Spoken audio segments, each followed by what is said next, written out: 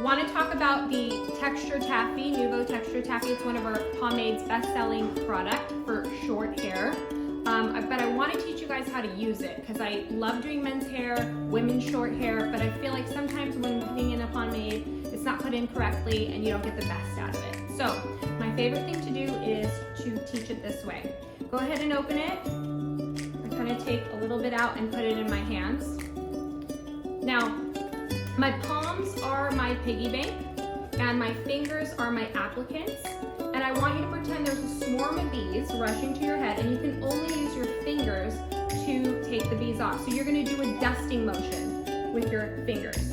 Now, the palms of my hands never touch my head. So you can dust the top or dust the sides or dust the back and get it kind of messy, but you never actually use the palms. The palms are your piggy bank. So now that I need more, after putting it in my hand or in my hair, I'm gonna go ahead and touch my palms, get more on my fingers so I have more to play with, and go ahead and dust again.